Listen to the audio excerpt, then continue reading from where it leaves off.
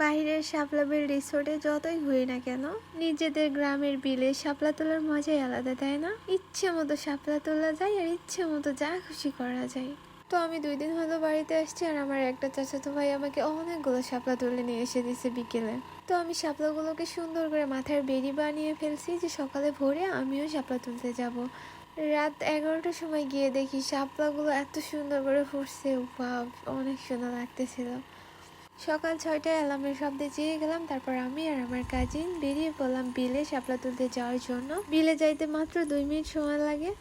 অনেকদিন পর গ্রামের রাস্তায় হাঁটতেছি, তাও আবার এত ভোরে, অনেক ভালো লাগছিল। কিন্তু মিষ্টি একটা বাতাস গায়ে লাগতেছিল, মনে অন্যরকম একটা প্রশান্তি কাজ করতেছিল। আর গ্রামের রাস্তা জানেনই তো, আঁকা বাঁকা মেঠো পথ, আর চারিদিকে শুধু সবুজ আর সবুজ, ফল ফসলে একদম ভরপুর। আর কত রকম যে পাখি দেখতে পাচ্ছিলাম, আসলে সুন্দর লাগিতে, তাই না কোন? আপনারা যদি কেউ আমাদের এই গ্রামে আসেন তাহলে অবশ্যই আমার সাথে যোগাযোগ করবেন, আমি আপনাদের খামারে এই সুন্দর গ্রাম ঘুরে দেখাবো। আমি গ্রামের মেয়ে, আমি যদি গ্রামের ভাষায় না কথা কই তাহলে কে কথা কবে কন? গ্রামের মানুষ গ্রামের ভাষায় কথা কমো না? তো যাই হোক, তারপরে আমি আর আমার কাজিন নেমে পড়ল বিলের ভিতরে।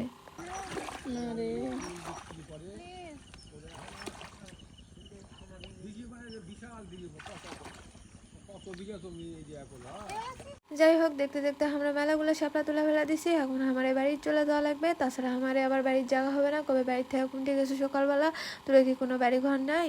তাই ভয়ে ভয়ে আমরা তাড়াতাড়ি করে চলে আসিছি। আমরা আর থাকবো না, বাড়ির যাবো, কারণ বাড়ির থাকাটা আমার খুবই জরুরি। একটু এদিক থেকে ওদিক হলে বাড়ির মানুষের তো কথা আছে, সাথে পাড়ার মানুষের কথা শুনতে শুনতে কলজা একদম ছাই হয়ে যায়। তো যাই হোক, আমরা এগুলা ছাই করবার চাচ্ছি না, আমার জীবনটা একটু সুন্দর হোক। তাই আমরা খুবই তাড়াতাড়ি করে বিলের থেকে উঠা পড়লো। এখন আমরা বাড়ি চলে যাবো। আমার এই বিলের শাপলা দেখেছেন কত সুন্দর, কোনো টাকাও লাগলো না, পয়সাও লাগলো না, কি সুন্দর ঘুরে দেখে তুলে নিয়ে চলে আনো।